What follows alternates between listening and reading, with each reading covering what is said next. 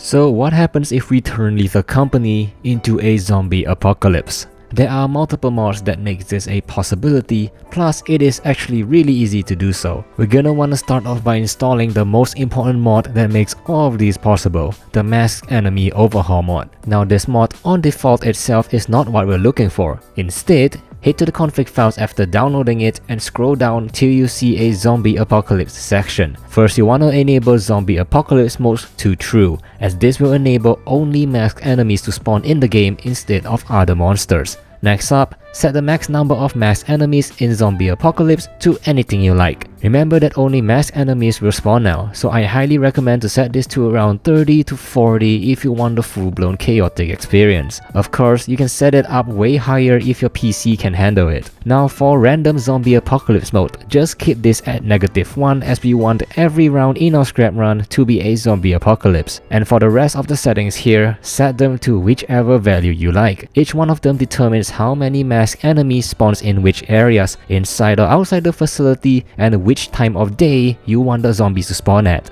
So now that we've set up the zombies, we're gonna need weapons. Start off by getting the buyable shotgun and buyable shotgun shells mod. This will allow you to purchase the shotgun and its ammo from the terminal. Remember to get as many ammo as you can. I would highly recommend to switch the price of the shotgun and the shells to just one, since this will probably be your main and only weapon. Additionally, you might even consider getting the infinite shotgun ammo mod instead, like what I did personally, because shotguns in this game can be pretty weird, since the ammo takes up your inventory slot, which means you can only shoot around 4 times before running out of ammo. This mod aims to solve that issue entirely. Now don't worry, there will still be a delay in between each shots, and the mask can be pretty tanky surprisingly, so this mod just feels right with this game mode and won't really ruin the overall experience. But if you are okay with having a limited amount of ammo instead and prefer to mostly use melee weapons, by all means you don't have to use this mod. This is just what I would recommend personally. Now you can even install other mods like the bazooka, for example, from the Lethal Things mod, or even the Lethal Progression mod, where you'll be able to level up and add points to make your character much stronger. You may also get the reserved weapon slot if you want to. This will allow your weapons to be in this slot alone and not disturb any of the other scrap slots. But I just like to keep it simple with a shotgun, any melee weapon, as it makes the entire experience all the more fun. Now also for this game mode itself, you might want to use the flashlight toggle mod and the more battery mod, which increases the battery life for flashlights by 50%. Most of the time, you'll be holding your weapon and it can be pretty damn dark in the facility,